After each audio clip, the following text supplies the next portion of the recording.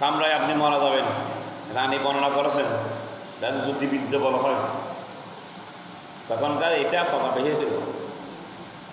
তো রানীর গণক বলতেছে আপনি মাকাশায় দেখেন, মাকাশায় কামড় দিলে মানুষ মরে যায়, যে আল্লাহ পিপিলিকে কামড় দিলে আপনাকে, পিপিলিকার যদি আল্লাহ সে বিষাক্ত হিসেবে কবুল করে নেই, একটা সাপ যখন আপনাকে সবল মারে, ডাক্তার বা মেডিকেলে নিতে নিতে মারা যায়, এটা মোকদ্দরে ছিল সেটা।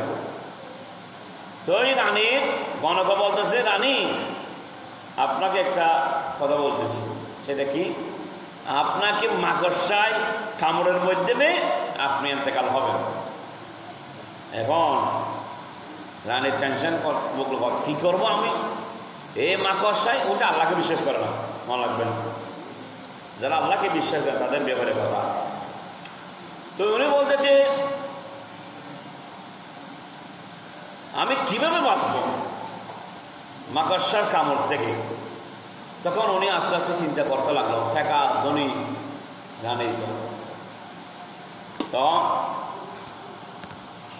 উনি একটা প্রাসাদ তৈরি করলো, যেখানে পিপিলিকা পর্যন্ত প্রবেশ করতে না পারে। এই জীবনের ভিতরে এসি চলবে, বাইরের কোনো আবহাওয়া কোনো কিছু যেন প্রবেশ করতে না পারে। প্রাসাদ তৈরি করে একটি কক্ষ এমনভাবে নির্মাণ করলো যাতে সেখানে কোনো মাকড়সা ঢুকতে না পারে, পিপিলিকা ঢুকতে না পারে। ঠিক এই সেখানে পিপিলিকা ঢুকতে পারবো না, মাকড়সা প্রবেশ করতে পারবো না, যত আল্লাহর সৃষ্টি ছোট বড় পতঙ্গ আছে কিছু প্রবেশ করতে পারবো না। এভাবে তন্মধ্যে মাকড়সা যেন প্রবেশ করতে না পারে। রানী কি করলো, আপনার প্রাসাদ তৈরি করলো। এখন তৈরি করা শেষ হয়েছে, যখন মৃত্যুর সময় আসবে এর আগে মাকড়সার থেকে তার ঘরের মধ্যে বাসা তৈরি করে ফেলেছে, মাকড়সা উনি দেখতে পেলাম।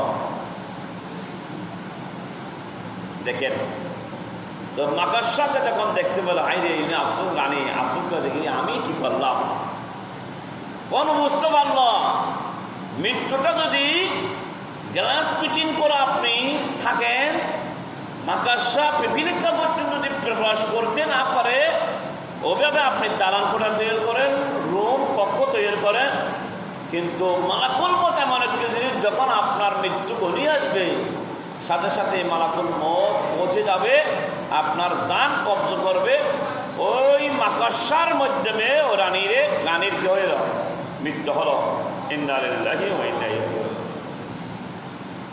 বুঝাতে চাচ্ছি আপনাদেরকে।